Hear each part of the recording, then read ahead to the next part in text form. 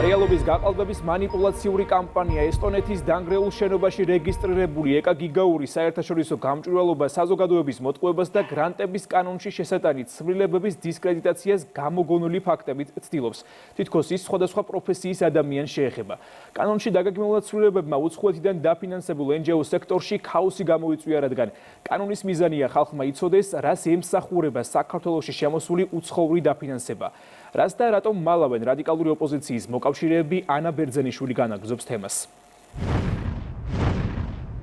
ყველაზე გაუმჭვირვალე ორგანიზაცია, როგორც აღმოჩნდა, ეკა გიგაურის საერთაშორისო გამჭვირვალობა.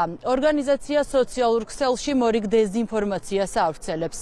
Facebook-ის საშუალებით ორგანიზაციამ გამოაქვეყნა 12 ეგრეთ წოდებული ქარდი, ფაქტებით დასტურდება, რომ არც ერთი მათგანი სიმართლეს არ შეესაბამება. მაგალითად, საუბარი არის ემიგრანტების მიერ გადმორიცხულ თანხებზე, რეალურად კი ცვლილებების მიხედვით ეს ყველაფერი ეხება მხოლოდ სხვა ქვეყნის მიერ გადმორიცხულ თანხას ან სხვა ქვეყნის მოქალაქის ან იურიდიული პირის მიერ გადმორიცხულ თანხებს საქართველოს მოქალაქის მიერ ჩატარებულ ტრანზაქციას კი საფრთხე არ ემუქრება.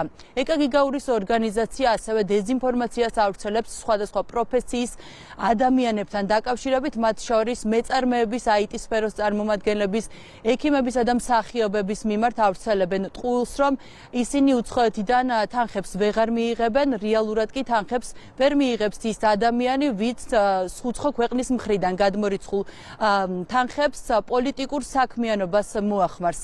ბუნებრივია, ჩვენ დავინტერესდით ოპოზიციის პოზიციითაც, მათ შორის ნაციონალური მოძრაობა არ არის გასაკვირი, რომ საერთაშორისო გამჭვირვალობის ნარატივს ამყარებს და ისინიც დეზინფორმაციას ავრცელებენ. ხალხ თავაზობს კანონს, რომელიც პატიოს ან კეთილსინდისიერ ხალხს ეუბნება, რომ თუ გრანტს აიღებთ, ციხეში 6 წლით წახვალთ. კლასიკური მაგალითია იმისა, თუ რატომ არის არათუ საჭირო, არამედ აუცილებელი კანონმდებლობის გაუმჯობესება და უცხოური შავი ფულის ჩვენს ქვეყანაში შემოსვლის მინიმუმამდე დაყვანა.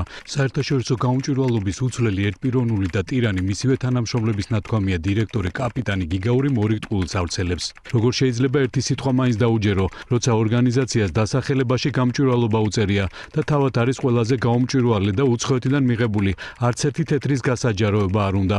სხვა მავნებლობები გვერდით რომ მიღებული და დახარჯული თანხების დასამალად პატრონის დავალებით საუკუნის აფერაშია ჩართული 2023 წლიდან და პატრონებისგან ჩარიცხული თანხის დასამალად ესტონეთშიც კი დარეგისტრირდა. ახალი საკანონმდებლო ცვლილების ამოქმედების შემდეგ იცის, რომ ვეღარ შეძლებს ვერც ის და ვერც კოლექტიური მარტა კოსი კანონის გვერდისავლას და მის დაფინანსებას საქართველოს მთავრობის თანხმობის გარეშე.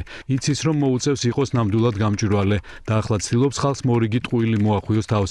თითქოს ემიგრანტი საკუთარი ოჯახის წევრს თანხას ვერ ჩაურიცხავს. ახალი კანონი არ ვრცელდება ემიგრანტის მიერ ოჯახში ჩარიცხულ საყოფაცხოვრებო მიზნებით გამოსაყენებელ ფულზე და წერტილი.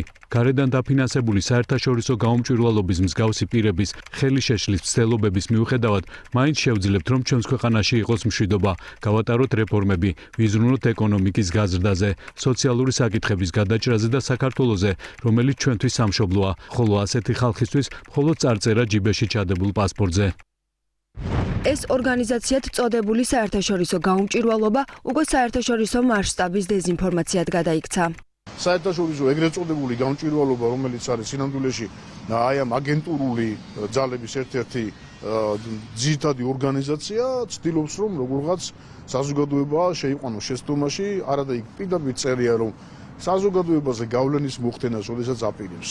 ესა თუ ის ორგანიზაცია, არასამთავრობო ორგანიზაციები ეგრეთ წოდებული, გრანტების მიღებას მათ უნდა მიიღონ წინასწარი ნებართვა ხელისუფლებისაგან. რა შუაში აქვს ემიგრანტებისაგან თავიანთი ოჯახებისთვის გადმორიცხული თანხა, რა შუაშია სპორტსმენების დაფინანსება, მაგრამ აი ესე თავიანთი პოლიტიკური პროპაგანდით, ბინძური პროპაგანდით ცდილობენ ჩვენი საზოგადოების, ახალგაზრდების, სტუდენტების, სპორტსმენების, მეცნიერების შეცდომაში შეყვანა. ეგრეთ წოდებული მდიდარი NGO-ების სახელისუფლებო გუნდმა ანტისახელმწიფოებრივ ქმედებებში არაერთხელ ამხილა. გავრცელებული ინფორმაცია, გავრცელებული ქარდები, რომელიც ეკა გიგაურის საერთაშორისო გამჭვირვალობამ გამოაქვეყნა საზოგადოების შეცდომაში შეყვანას ემსახურება. ეს ანა ბერძენიშვილი იყო.